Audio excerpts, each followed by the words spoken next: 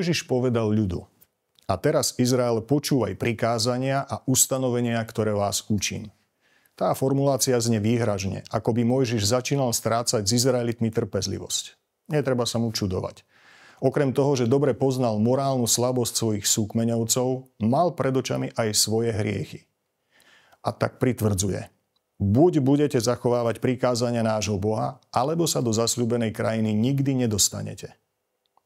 Hovorí len o nich, vie totiž, že on ostane pred jej bránami, práve pre svoje pochybnosti. A aby nedošlo k nejakému omylu, dodáva: nepridáte nič k slovu, ktoré vám hovorím, ani z neho neuberiete. Pripomína im, ako stáli na úpäti vrchu a Pán k ním prehovoril z ohňa. Oznámil im svojich 10 príkazov. A Mojžiš prizvukuje: dávajte veľký pozor, veď ste nevideli nejakú postavu, keď vám Pán hovoril na horebe. Nesmiete nahradiť Boha kresanou modlou, zvieraťom, slnkom, mesiacom, hviezdami, ani ničím, čo Boh stvoril. Pri troche fantázie môžeme túto časť Starého zákona pochopiť ako novozákonné podobenstvo.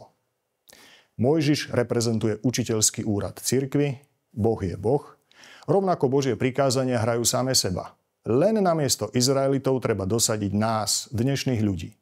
Moju osobu, rodinu, obec, mesto, krajinu.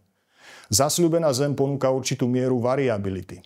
Pre ľudí bez daru náboženskej viery to môže byť čokoľvek zásadné a cenné. Život, zdravie, láska. Nábožensky založení toto všetko prijímajú, akurát nad to, ako korunu dávajú spoločenstvo s Bohom z tváre do tváre. Ale aby to spoločenstvo mohlo byť reálne, musíme dodržiavať Božie prikázania. A to je dnes ťažké. Namiesto Boha a jeho prikázaní sme nad všetko postavili svoj vlastný úsudok. V otázkach viery, v rodinných záležitostiach, v politike. To je náš dnešný Boh, presnejšie Bôžik. Samých seba presviečame, že všetko vieme a logicky aj všetko môžeme. V liste Rímanom je to zhrnuté: stratili sa vo svojich myšlienkach a ich nerozumné srdce sa zatemnilo. A tak sme vyrobili zo pár absurdít. Klamstvo sme premenovali na alternatívnu pravdu.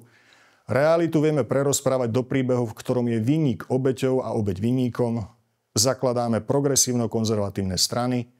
O kresťanoch, ktorí poctivo dodržiavajú Božie prikázania, hovoríme ako o ultrakonzervatívnych. A z pluralitnej demokracie sme urobili paškvil, v ktorom treba voliť jednu, tú správnu stranu, lebo inak je koniec tej našej drahej demokracii. Jediné, na čom sme sa ešte nezhodli, je, koľkokrát do roka je možné úradne zmeniť pohlavie. Ako z toho von?